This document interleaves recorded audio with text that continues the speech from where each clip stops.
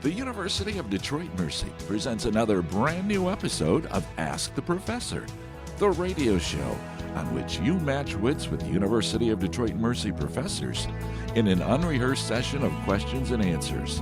Today's program was recorded using Zoom video conferencing technology.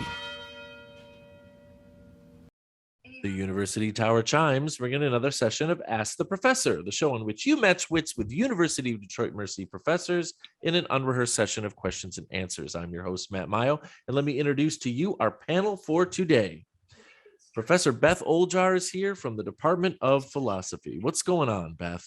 Hey, I was not expecting you to introduce me first. So Sorry. Caught slightly off guard there. Surprise. You have to have food in your mouth. I'm doing good. How are you? I'm just hanging in there. It was a crazy registration week, like it always is, you know? Yes. My intro section seemed to have closed in a day. Oh, wow. Yeah. Your reputation precedes you. You're so coveted. Yeah. Not entirely sure that, it's me they're coveting is perhaps the time in which the courses are offered, but, could go 50. That reminds me of Father Jerry Albright teaching biology back in the day. He reached a certain number of years at the university and demanded a certain time key. He's like, this will make me very popular. 10 a.m. Monday, Wednesday, Friday. I always thought that was really funny. I'm like, that's one way to do it, Father. Oh my gosh. I do 10, 11, 12, Monday, Wednesday, Friday. That's there that late morning is kind of my sweet spot. So you got it. Coming to us from the Department of Being Retired, Professor Jim Tubbs, formerly of Religious Studies. Hello. Well, I'm still part-time in religious studies, but that's right. Not after Christmas. Oh my gosh. Well, when you show up on the adjunct board, though, Jim, you never know when the call will come through. That's true. Yeah. So, and what are you finishing up with this term? Teaching? Oh, I've got two sections of healthcare ethics that I'm doing now. They're got one set of term papers that'll be coming in before Thanksgiving and the other set after Thanksgiving. So At least they're spread out a little bit. Sure, because that takes time.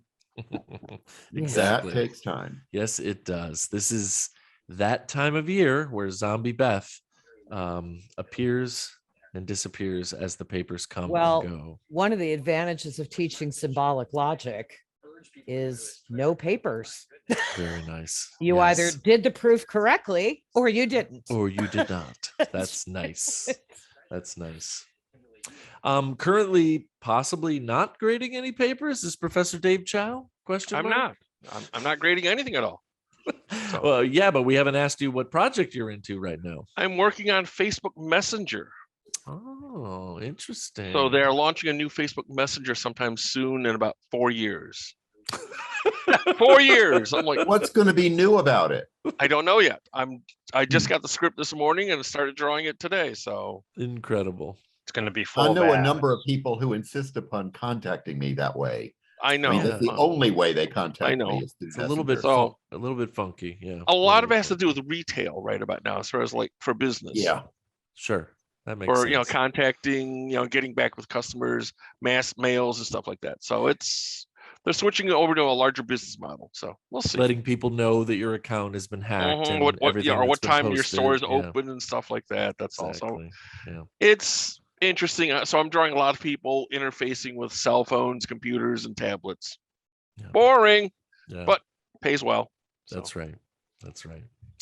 Continuing around the horn, Professor Dan Maggio is here of the First Organization. How deep into the last part of fall do your first festivities go, Dan? You mean events? Yeah. So they're really just getting started. Depends which program, but a couple of programs they run from like November through March, and then or the big high school program doesn't really have events until March, April. Okay. So we're just kind of getting geared up.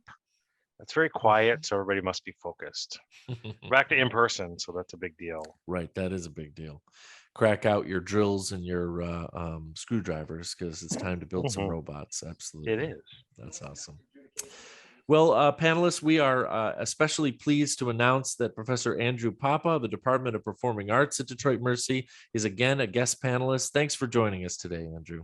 Happy to be here. This is fun. Excellent. Masochism. Oh. And it makes us so much more dramatic. Andrew, how is your fall 22 semester gone? It's gone well. It's gone well. It's been interesting. I wasn't involved in the first production that we did, which was a production called Airness, which was about air guitar. It was a lot of fun. I enjoyed being an audience member, but we're just buckling down to start. We have auditions next week for Pride and Prejudice, which I will be dialect coaching, and I will also be performing in. Which I'm cool. Awesome. Very going to be Mr. Cool. Darcy. I'm not. No. That'll go to a student. I'll be playing Mr. Collins. The pastor. Okay. And I'll be playing Miss Bingley. So Mr. Bingley's sister. Wow.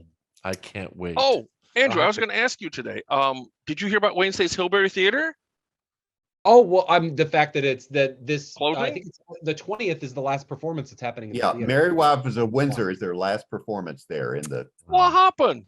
It's because they're moving into the new building. Oh, they're moving they had like a multi-million-dollar for the music program, but because music, it's all kind of going to be all part of the same sort of work of.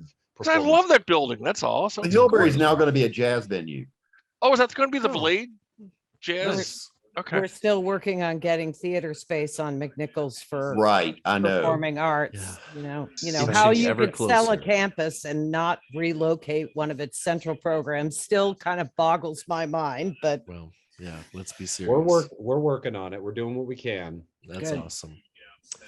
Well, everybody listening out there, and of course, this goes to the panel too. I think this is a program where you can send us questions regarding anything. If you stump the panel, you win a prize. If you don't stump the panel, you win a prize. You can send us the questions in a number of ways. You can email us at atp@udmercy.edu. You can find us on Facebook or Instagram, or listen on your favorite smart speaker by asking it to play Ask the Professor at University of Detroit Mercy. Okay, we've got some rando questions. And let's see what we got here. Oh, nice little backstory for one of our listeners, someone brand new. I was in radio at KLSU in Baton Rouge, which was the LSU student radio station.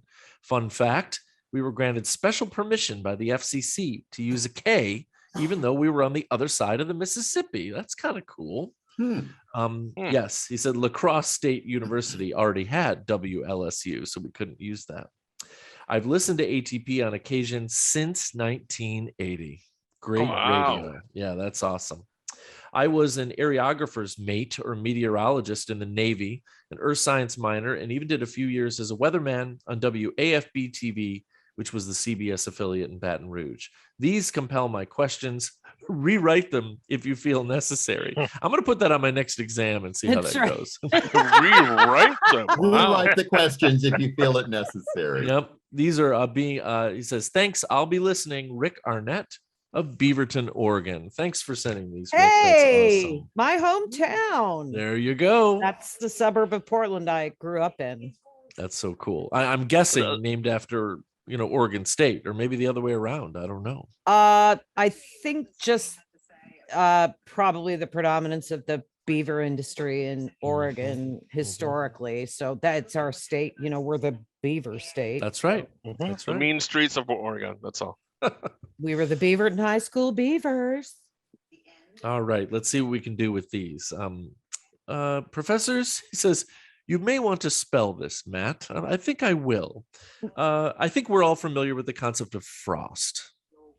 So what makes hoarfrost, HOAR, frost, different than regular frost? Size of the crystals? That's basically what we're looking for here. Yeah. They're kind of feathery. And longer, right? Comes from an old English word. So where's Heather? When you need her, refers to making a beard. A beard would be long and white. And so that's where there's actually a number of animals that have that word "whore" in front of them, and they all have long white hair associated with them. So Pretty interesting. That's like Roy Finkenbein's beard these days. Oh yeah, that's right. That's right. Yeah. Our very own refrigerator salesman is looking more Clausian-like all the time. Yep. I was about to say, you mean Santa. Yes. The feathery frost forms in Roy very Roy. specific climatic conditions. The air must be still and be very, very cold. So there you go.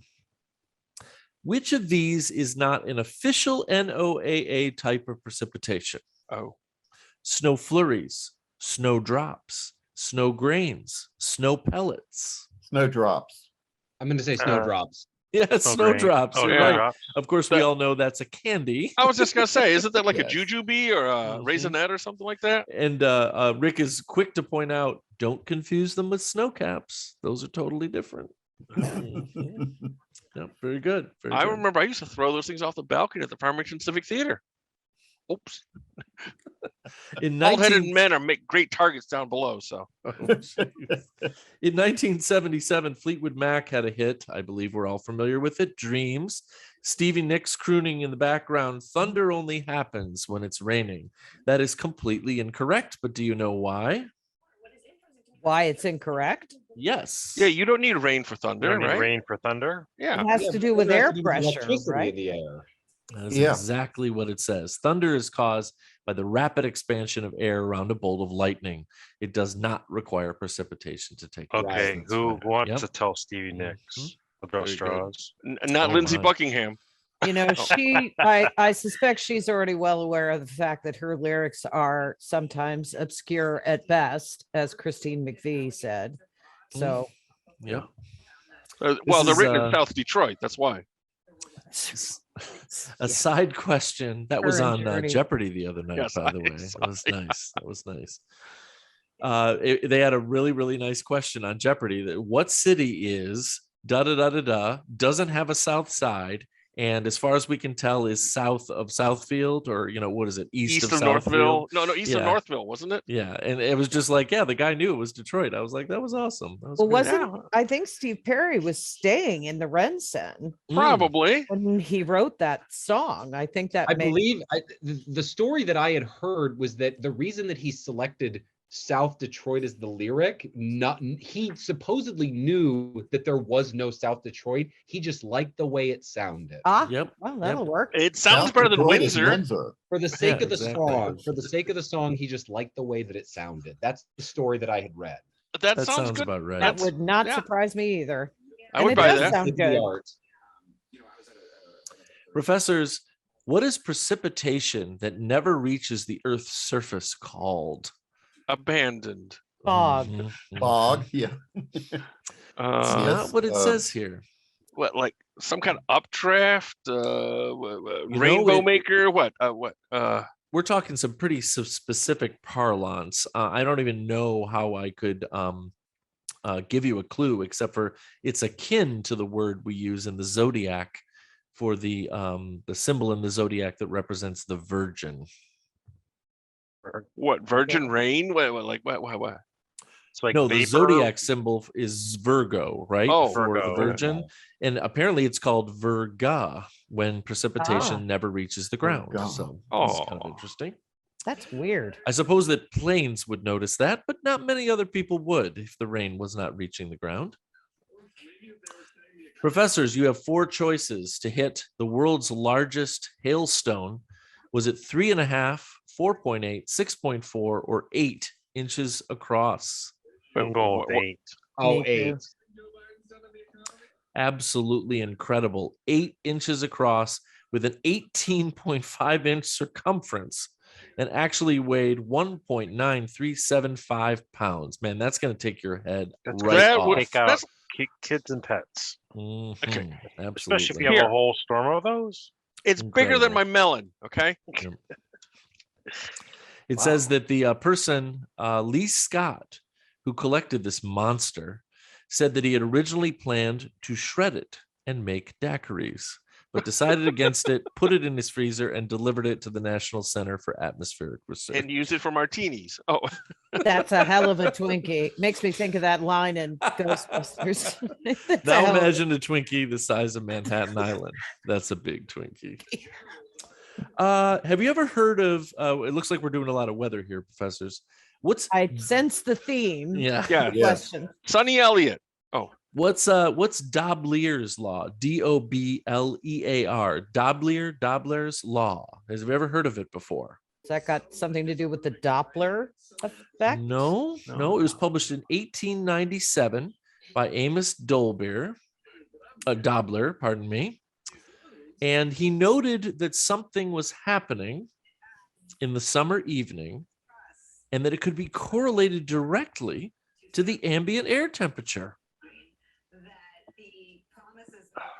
Thunderstorms? Oh no! What about like the fireflies? The frequency of crickets, cicadas, fireflies. Yes, Beth was almost there, and Dave hit it. It's the number of times you hear the cricket chirping. There is a formula you can use to determine the ambient air temperature as you hear that cadence.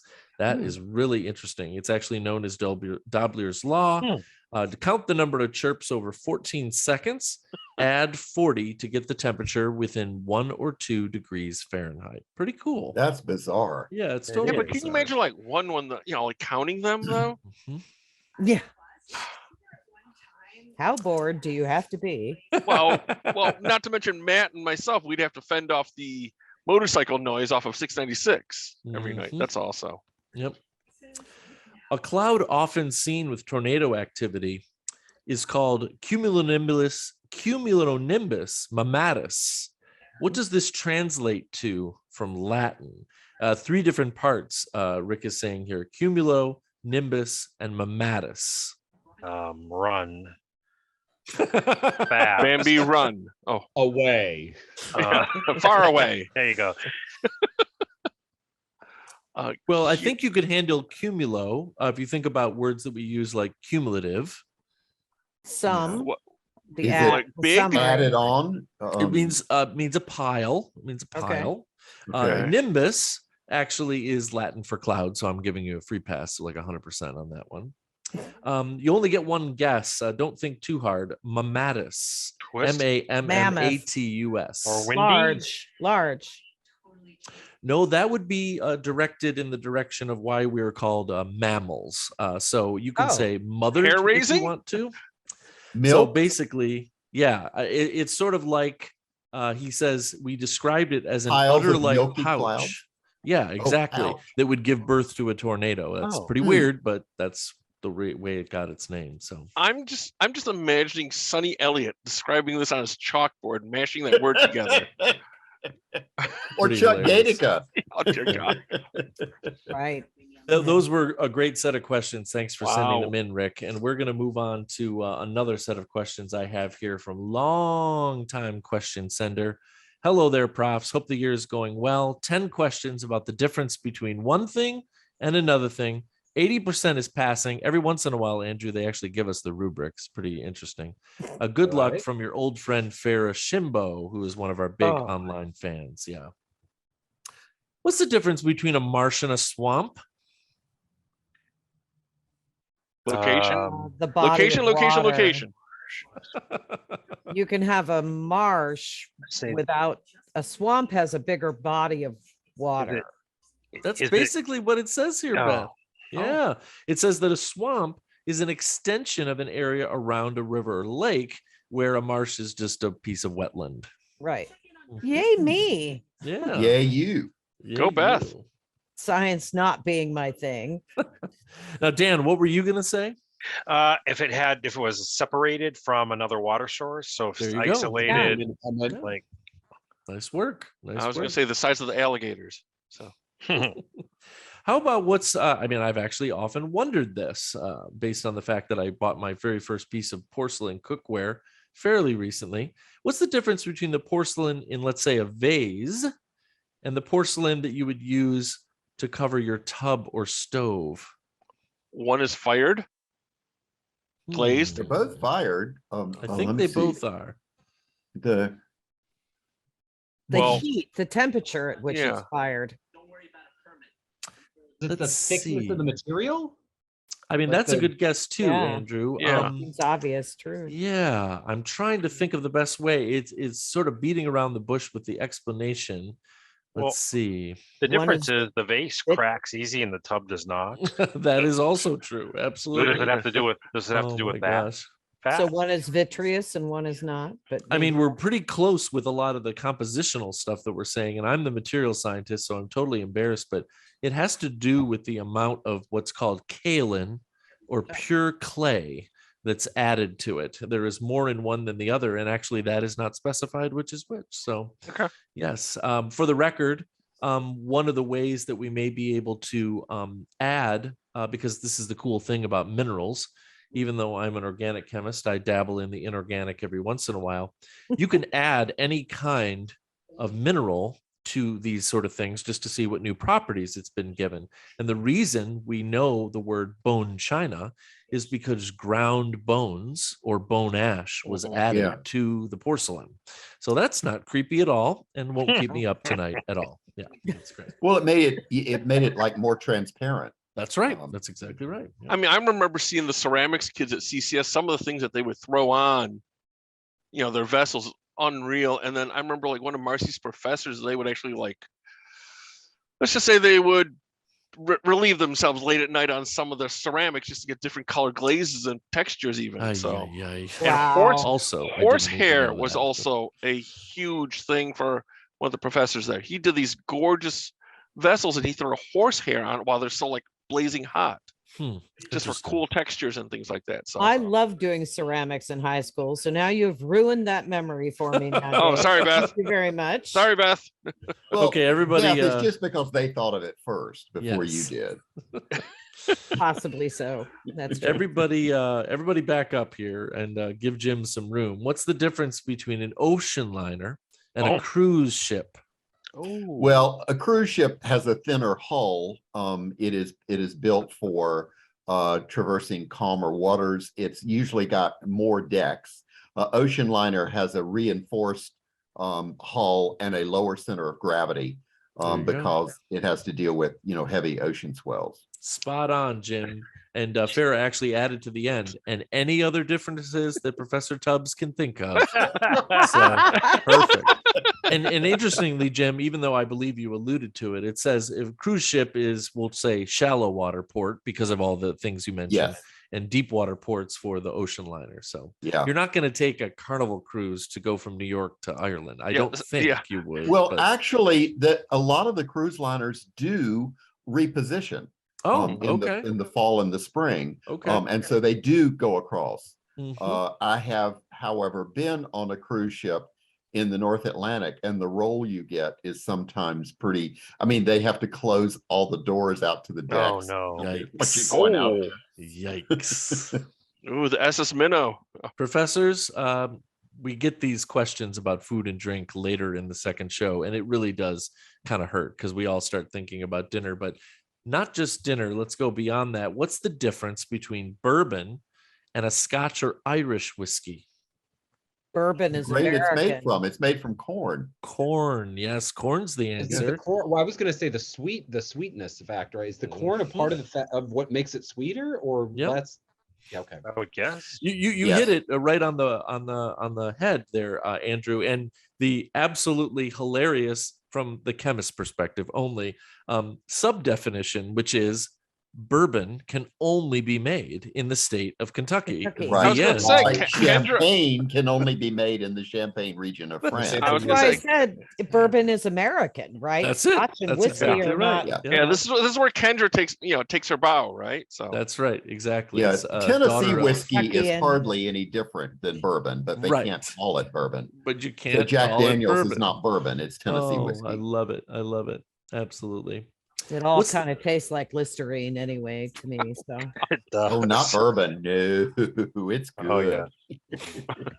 Professors, what's the difference between a barrister and a solicitor? Oh, a barrister handles criminal kind of cases, and a solicitor handles civil stuff. Basically, that's what it says like that.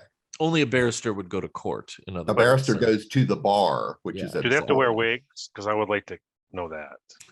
Do they both wear? Barristers do. They do wear wigs. So on my door in my neighborhood, do I have to have no solicitors and no barrister? That's a good one. Knock on my door. No moleste. No, just to be on the safe side. That sounds like a great idea. Oh my gosh! Can I just say that I think Edwin you might need a barrister to get the solicitors excluded.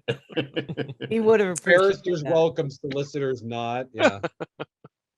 As far as invertebrates go, because I know you've all been thinking about this, what's the difference between a tentacle or possessing a tentacle versus an arm?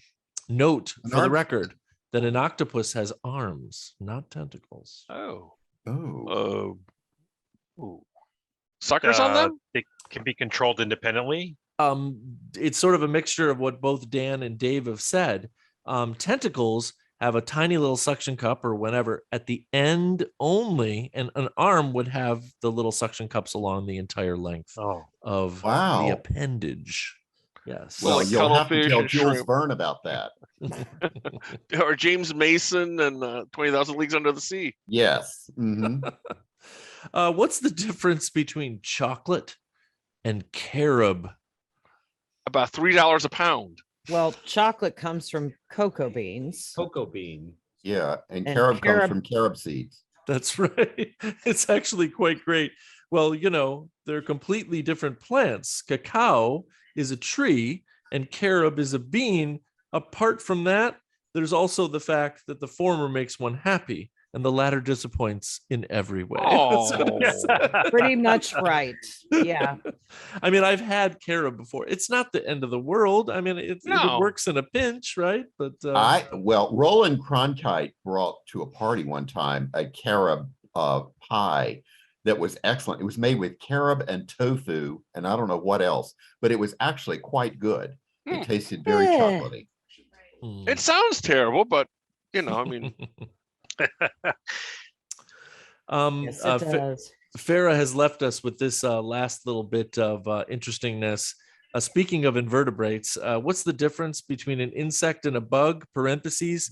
You can interpret this any way you want.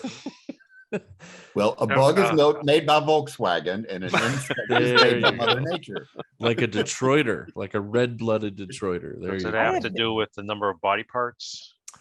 It's not what it says here. It's more about what it does. Oh, one's an annoyance and one's So insects have some specific purpose with respect to.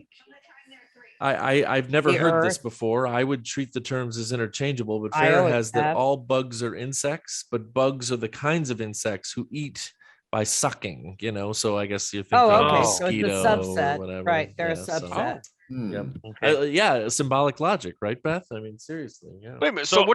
So how do the other bugs eat? What, gnawing? No, like a praying mantis, you know. Like a praying mantis, yeah. Chews. Yeah, I mean, spiders chew, right? And I mean, they envelop and chew. They don't suck, I don't think. I haven't never asked a spider, so I don't know. This would be mosquitoes and ticks and, you know, lice, things like that. Yeah. Yeah. Professors, we have just enough time left, and Andrew, you are a lucky man today because you're buying lottery tickets, right? Set of questions who are sent to us, open-ended questions by the family Burrows. We call them the Ask the Professor Imponderables. And this week we are talking about what is the favorite piece of art that you own? Oh my God. Ooh. Is it tacky to say something? Dogs playing poker. Oh, I'm sorry. Not at all. Not at all. Is it tacky to say? Well, it's a piece that it's really been fascinating to watch. My oldest daughter is in kindergarten, and it's really fascinating to see their fine motor skills just explode at this age. I mean, in August, everything was abstract. Everything was abstract. I had no idea what she was making. And just the other day, and she gave it to me. Did I bring it? Uh-oh. I did. We can show it on camera. Awesome. We can show it on the radio. Come on, let's see it. It doesn't work for radio, but it works for Zoom. But like every flowers, the flower, wonderful. And even ivy, love, and then of course DA oh no, I ran out of space, I'll put the D over here type of thing. She's progressed to representation. I've got an working. intern. I've got a future Yeah. It's intern. not abstract. That's So awesome. to progress from something abstract to this is in the from August to November to go It's from something, like, representational. unbelievable. They're like little Unbelievable. sponges. I would That's I would great. probably say that. That's Beyond cool. that, it's tough to say because art, you know, I've got films, I've got music, I've got other things, but that's the one that comes to mind right now. That's awesome. Well, my favorite I'll show you. It's a piece by Slava Ilyayev. And it's that's what I like gorgeous. about it is Yeah. he uses the knife, the palette, to do a lot of the leaf. So it's sort of three-dimensional. That's cool. Very, very cool. I guess I have a print called Brainstorming, which involves basically a woman sitting and thinking, and the hair is kind of dramatic, that a friend of mine did in college, for which she said I was the model. Nice. So that's kind of cool. Well, that's better than brain eating. No, that's True. my world with Beth. That's all. right. I That's was yours. nowhere near Zombie Beth at that point in my life. So yeah. How about you, Dan? Oh shoot. Dan? Something Dan, bad happened for you okay? Dan. Yeah, I'm fine. The picture just fell actually. Oh, no. I don't really have a favorite. I have lots Yeah. of things that I enjoy looking at. But my interests are all over. I like black and white photography, and I have a lot of it around me. That's cool. Your Um, Kandinsky prints are kind of cool. I have Kandinsky prints, which I really like. Yeah. And then there's this local artist you can't see behind me. I can't remember her name. She just does cool drawings. So I can't give you an answer. Kandinsky would be on near the top, I'm sure, because I love his geometric work. So yeah, and I have one of them hanging in the TV room actually. That's very cool. This is going to be an interesting answer for Dave, who generates art on a minute-to-minute know. basis. Yeah. Right. I mean, I'm Yeah. just see. I've also Can't got. say yourself. I wasn't gonna say myself. I can't even say my wife, believe it or not. I mean, it's like I'm just thinking like I'm gonna go back to like an early influence or something like that, maybe, because I'm looking around my office. I mean, I got Simpsons, I got Mad Magazine, I've got a little of everything in here. Ooh, I think the one that hits me right now, Death Not an Option. I probably have to say like I got an original piece of Mort Drucker art in my files downstairs Cool. from Mad Magazine. That's cool. So I don't know that, or maybe I got original Mike Mignola Hellboy floating around here somewhere. I mean, I got some Nice. pages of his Dracula art. I mean, there's so many pieces. I got a couple pieces from my mentor when I was in school. Wow. But Ugh. really, Zombie Beth puts them all Yeah. to shame. I mean, I'm seriously. Of course. Seriously. Oh, yeah, it's honestly it's tough to say. I mean, probably. Yeah, like I Matthew, said, what about yours? yeah. Well, Come on. I don't know. We're a little bit over time now, but we'll give him a little bit to chew on. It's I honestly just got it a few months ago because I've never had an office at home in my entire life until we moved recently. And I've always wanted a print of John Quidor's The Headless Horseman Pursues Ichabod Crane from 1858. Oh, Cool. how could I not love- have guessed that? Yeah, I mean, Yeah, I come know. on, right? we're shocked. We're shocked, Matt. But, Hey, Mr. Halloween Man. yeah, but I just it's beautiful painting. It's very, very moody. I probably got the wrong frame for it, but I'm very pleased with myself to finally have a place to hang it. It's the sort of thing where you can't have it as an 8x5. You know what I mean? Like you've got to have Yeah. it nice and big. And I love these art companies that will give a nice print. Dave, you'd be really impressed by this, digital ink print. And it's really solid considering the price. So I was very pleased with that. Cool. But I'm sorry, unfortunately, that we've reached the end of our time together. It's been a lot of fun, but the time has come to say goodbye, Dan. Goodbye. Dave, See ya. Jim, Goodbye. Beth, Goodbye. and Andrew. Till we meet again. And now these words from University of Detroit Mercy. Ask the Professor is transcribed in, all of our homes, but usually it's in the Briggs Building in the Department of Communication Studies in the College of Liberal Arts and Education at University of Detroit Mercy's McNichols campus. Ask the Professor is produced and technically directed by Michael Jason and Brian Masonville, and our executive producer is Professor Jason Roach. Until next week, I'm your host, Matt Maggio.